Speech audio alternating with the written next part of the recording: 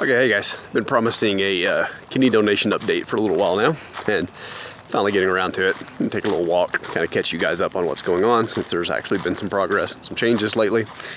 So most of it's been, back and forth on losing the weight. That's definitely been a big piece of it. Making sure my blood pressure is under control, and then there's a series of tests that I have to go through here in Denver. Regularly have to go. Here I'll even show you a little video of my last phlebotomist going and drawing some blood. So the most recent test that I had to do was I had to do a 24-hour urine collection at home. So I had to pick a day when I was going to stay home all day and basically just pee in a jug all day anytime I had to go, and then take that back in and turn it in at a lab, and they drew some blood when I turned that back in to do sort of some blood tests along with it, and just got the word the other day that I passed all of that. Everything looks good. Kidney function looks good. They're checking to make sure that my kidney function is okay, so that I'm not likely to have kidney issues going forward. Clearly, like if I'm going to lose kidney function, they don't want to take one out. So they're doing those tests. Since I passed that, my next thing is to actually go to Seattle for 2 days. It's 2 half-day tests, it sounds like, that I have to run. They sent me a long list of the things that I have to do, some CT scans, x-rays.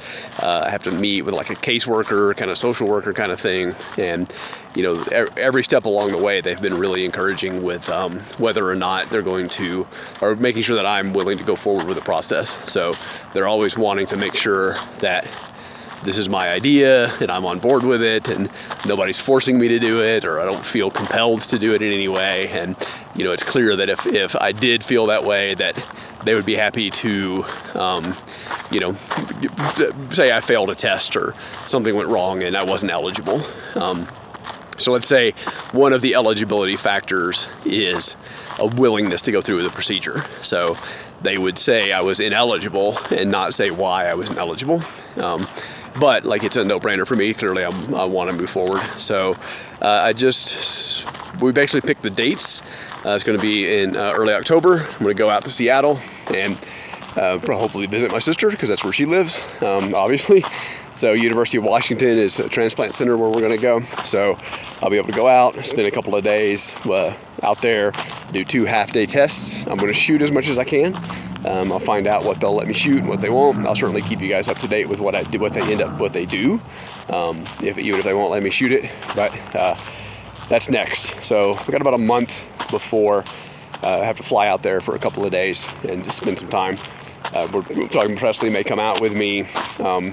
She's earned her companion pass on Southwest Airlines, which means anytime I fly, she can fly for free with me, because we go to cons and travel so much. So we earned that for this year and next year. And since it's kind of a free trip for her to come along, then maybe she'll come and we'll spend some time in Seattle and visit my sister and do some touristy stuff there while we're making the trip. Not sure, but this is all pretty new. But I hadn't updated you guys in a long time, so I wanted to be sure you guys were aware of what was kind of going on, and hopefully things will pick up steam a little bit now. I think that's the last thing to do before the actual surgery. So if that works out, I think they clear us to schedule the surgery.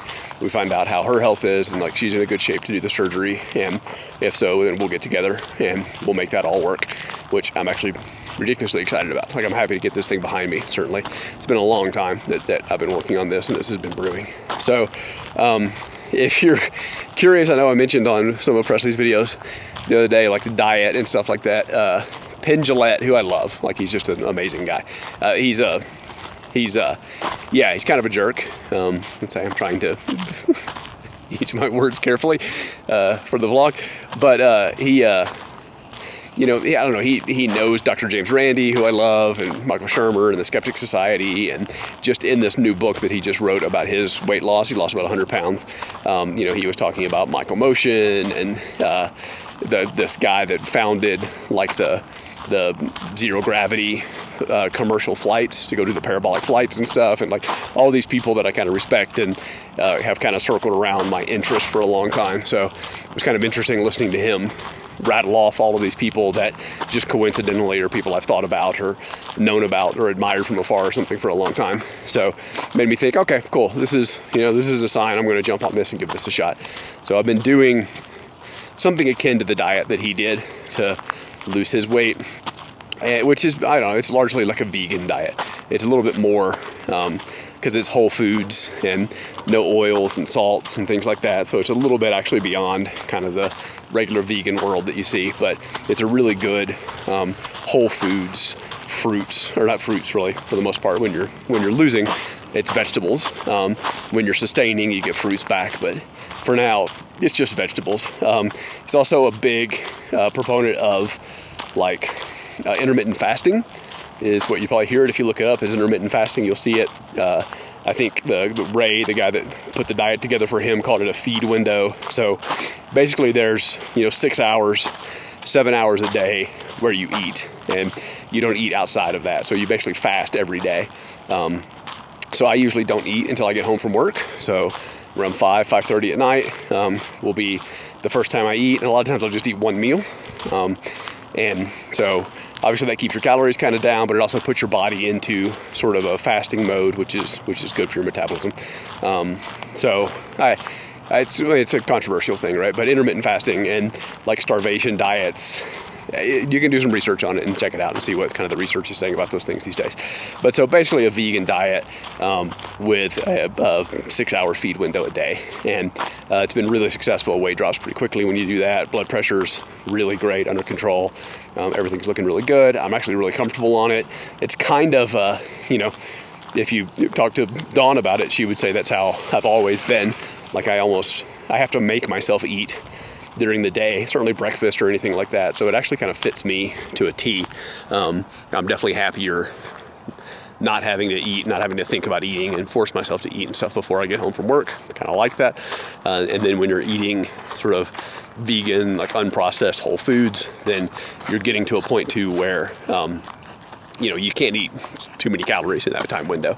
So digging that, it started off, probably its most controversial thing is it started off with a 2-week, basically a potato fast. So nothing but potatoes. I actually just came out of that. And that was a lot easier than I expected it to be. But yeah, you just eat, basically baked potatoes. You can eat sweet potatoes or regular potatoes, but no oil, no salt, no condiments, no nothing like that. The second week of it, he said it's okay to put some pepper on your potato if you want to. So I did that. But yeah, I just finished the second week of what was basically a 2-week potato fast. And so now I'm eating some corn and some beans and some other things, spinach to go along with the potatoes. I'm still eating potatoes. He said a lot of people come out of it and never eat potatoes again, but they actually didn't bother me that much. I was pretty cool with it. So I'm gonna keep plowing down that path. I did the blood work and the urinalysis about a week, 9 days into that process, and everything came back great. So I was kind of worried that maybe there were going to be some problems with the lab work that they did, but everything did great. So I'm going to keep going, keep doing it. Now it's a lot more of a normal sort of vegan-y diet, so I'm less worried about the nutritional aspects and the calorie aspects of it at this point. So that's what I'm doing to keep my weight and blood pressure where they need to be. I'm certainly going to keep that up through the surgery. We'll see where we end up. Hopefully I'll hit my goal weight here before too long and be able to bring some fruit back in, but just fruits and vegetables. What Penn does and what I will probably do as well is once every 2 weeks, he has sort of a cheat meal, can eat whatever he wants for one meal. That'll be nice. I'm targeting maybe doing my first one of those next weekend. There's a boxing match I want to go to. I like to go to this sports bar. I like their food. So if I can get to a good weight in time for that, that'll be my first cheat next weekend. I'll let you guys know if I make it or not. So that's where we are. I'll know next week for sure when things are scheduled and if I'm headed out and what kind of paperwork and stuff I have to do for that. And I'll keep you guys posted. Anybody who's following along and thinking about doing this, I want to be sure you guys know what the process is. I'm also going to learn a little bit about like the travel reimbursement process. So I don't know, certainly all of the medical stuff has been paid for. The transplant team up in Seattle is paying for all my lab work, and all that work that I need to do has been covered. I'm not really sure about the travel yet. I don't know how much of that is on my dime and how much of that I get paid back for if I have to foot the bill and then get reimbursed, or if they cover it or stuff.